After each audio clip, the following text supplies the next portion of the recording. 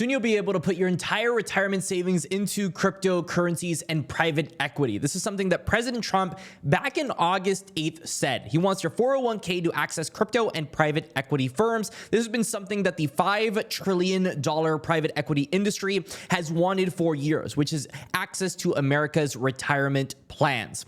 I've been doing a lot of digging in terms of the economic ramifications of our population issue. This is something that I think a lot of people have been kind of sleeping on. It's the fact that Social Security only functions because we have a working class. And the fact is that people are getting older than they have ever been. And the fact is as well, is that you should be able to put your 401k into whatever you want. And so I 100% agree here. I think this will be huge for capital inflow in the cryptocurrency markets. You know how many times people have told me that HBAR is some kind of like boomer coin or something like that? I find it the funniest thing in the world, but ironically speaking, this is a great thing for an asset like HBAR. Assets like HBAR are very simple. If an asset is institutionally focused, then it is focused on older demographics. This is because institutions tend to have older people in the helm. The people that are on the top tend to be older, so it makes sense that assets like HBAR, older assets, they tend to be the assets that these big boomer institutional companies want to go ahead and buy. That's why we've seen the council. That's why we've seen this fleet to safe assets, and why we kind of seen even the fact that, you know, Bitcoin dominance is going lower. It's just going into assets like Ethereum. I mean, Ethereum is the second biggest crypto. They went ahead and missed the boat on Bitcoin a bit, so they want to go ahead and run it up on Ethereum. That's all that's happening right now. So from my perspective, when I see stuff like this here, where, you know, Trump wants your 401k to access crypto and private equity, I don't really care in terms of, you know, if I had a 401k. Would I be scared about this? No, I wouldn't be scared about this. I would be more so inclined to believe that risk on is the new normal. If you are not risk on, then you're losing all your money. I mean, that's just how it works. If you're just holding your money in cash, you're losing what, 10% plus every single year. Inflation is what, 2-4%, but true inflation, real inflation, the way things are moving is a heck of a lot faster. So if you're not risk on, then you're set up for failure. And that's why all these companies, these banks are using your money for yield. It's because they want to go ahead and grab that yield. So the fact is that the people should be able to do kind of whatever they want. And while this is, in my opinion, another move from the government to do the big old corruption play, I also am very excited to see that people are able to kind of invest into what they want to invest in. And if they want to invest into stuff like HBAR, they should be able to invest into stuff like HBAR. The council is enormous. The council, which is, by the way, a lot more decentralized than many of the other cryptocurrencies out there, is allowing people to go ahead and grab these institutional plays. If you're a big institution, you're able to go ahead and invest into a place where institutions are already part of the council. And that's what these companies kind of already been doing. So I'm excited to see where this 401k news kind of comes. If we look at DeFi Llama, stablecoins have been a big focus of HBAR for some time. You know, they've got $86 million worth of stablecoins the past 7 days, up 49%. These stable coins have kind of been leveling off ever since the whole Bonzo issue. Just to give you some context, there was a lending protocol called Bonzo. It had what wasn't a hack, but was a liquidation cascade. That was the clarification that was made by the Bonzo team. The Bonzo team ended up defending the price. Their venture capital funders, or whoever was funding Bonzo, they went ahead and stepped in and saved Bonzo. So we've seen a bit of a balance on stable coins. I am not a big fan of these lending protocols. They do bring volume, but this is what I will say to the people that only invest into HBAR, maybe aren't as well versed inside of the DeFi realms, DeFi being decentralized finance. That's when you go from just holding your HBAR coin into the actual ecosystem within. Because HBAR at the end of the day, you know, it has a hash graph. It has a whole ecosystem built under it. This is the thing I will tell you. Whenever these lending protocols come out, they create what is called mercenary capital. This is capital that only enters an ecosystem for a specific purpose, and once that purpose is met, they leave. I don't like mercenary capital. Mercenary capital ends up creating what I will say is artificial TVL. So TVL is called total value locked. And this is the amount of money that's locked on a chain at any given time. When they come to this chain to go ahead and farm the yield, which is farming the money that's created off of Bonzo, the amount of TVL spikes on HBAR. I mean, we see it over here. It's been spiking. But the second that yield falls, then these guys leave. They go to some other chain and they farm money there. So they don't really stick. It's not sticky. There's no retention. So what we want to see, of course, is retention, because the more retention, the more people that stay, the more long-term growth we're going to have on something like HBAR. So that's why I'm not like terribly bullish on stuff like lending protocols.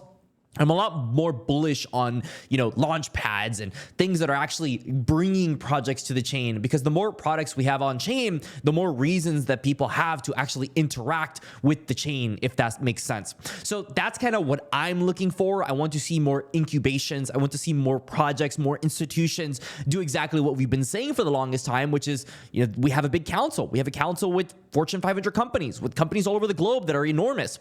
These guys are going to bring institutions, which they brought some, but we haven't really seen that adoption just yet. When we see smaller companies see this council and decide to build, because we've seen the connections in DC, HBAR has enormous connections. They have been in plenty of papers.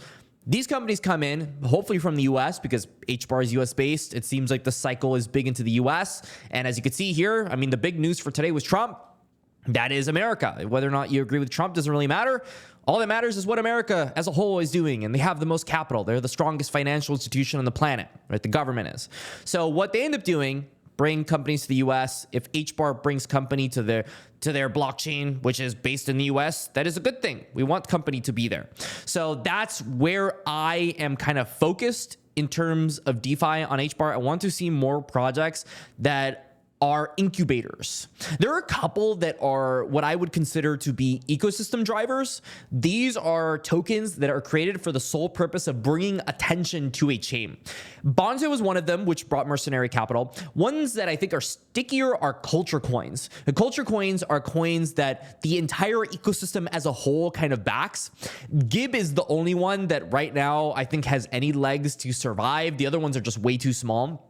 Now, I'm not buying huge bags of stuff like 𝐸 because just the ecosystem is still so early on, but I do acknowledge that ecosystem drivers can be very positive for a chain. It could bring a lot of attention to a chain. So if stuff like 𝐸 does well, then maybe we see some of these smaller institutional plays come, those do well, then more institutions. It's a flywheel, right? It's a network effect. The more these guys that come in, the better it's going to be for stuff like HBAR. I did also observe very recently, and this is something that shocked me, SaucerSwap received 12 months worth of funding from the HBAR Foundation themselves. Now, the HBAR Foundation, if you've been watching the channel, or maybe you've just been anywhere really in the HBAR ecosystem, you'll know that they don't really tap into DeFi often. It's something that I've found kind of odd. I mean, they have their little grant programs, but they don't really move the needle, in my humble opinion. But this is a stark contrast. I mean, the fact is they're funding publicly this company, which is the largest DEX on top of HBAR, and they're doing it at a time where they're pushing TVL, they're pushing volume into their DeFi sector. They're trying to establish themselves as the DeFi chain for the US. And that's what I see. And I think that's what everybody that's investing into HBAR should be seeing. They want to build this. There was something, and this is something that I find HBAR YouTubers don't talk about. I don't know why they don't talk about this, but I feel like it's, in my opinion, a very important part of this whole equation. Private equity will only come to a chain if they can personalize their interactions with the chain. So if HBAR is decentralized and it's all over the world and it has all these members in the council, if one of them is from like China, let's say, for example, and a bank that's from the United States ends up wanting to tokenize on HBAR, they're not going to be able to do that. Regulation is going to prohibit them from doing it on HBAR because certain geographies are part of the decentralized force that is HBAR. So there's something called spheres, which Lehman, he's the one that's building HBAR. He's been the one to say this, and he said this once, but it just really sticks with me because there's another chain called AVAX that is also doing that with permission blockchains, where you're going to be able to customize your own HBAR spheres, your own Hedera spheres, to be able to interact with the chain in the way that you need to be able to interact with the chain. So if you don't want, Chinese geographies or, wherever it is that you just can't be able to, maybe you can only do it in the US, right? Maybe you can't do it in Europe. Maybe you can't do it in Australia. It doesn't really matter, right? I'm just using China as an example. Maybe you can't do it there. Maybe we make our own sphere. And in the sphere, the people that are validators can be the one and only US validators that you choose. Maybe it's the bank that's the only validator there for their transactions on chain. Why they would want that is because they're verifying bank transactions on chain. They don't want all these different countries to be validating that. They want their own validators to do that. So they'll do it on the sphere. And then the sphere will send that transaction to the mainnet HBAR, which is the hash graph that we currently know and love, the one that we use right now. And that way, they're able to kind of segment their transactions in their own little bubble, which is why he called it spheres. This is a big deal. I mean, I think it's a big deal. Every chain should want some form of permissioned blockchain or some form of customized L1 or some form of way that these institutions can come in, have their own little private space, because they're not going to want to share their secrets with their competitors. They're going to want to have it as secretive as possible. And the blockchain is the most public thing in the world. So they're going to want this stuff. And that will be very good for stuff like HBAR. Very good for stuff like HBAR. So very bullish day, very bullish news. Let me know your thoughts. As always, subscribe, stay classy, and that's all.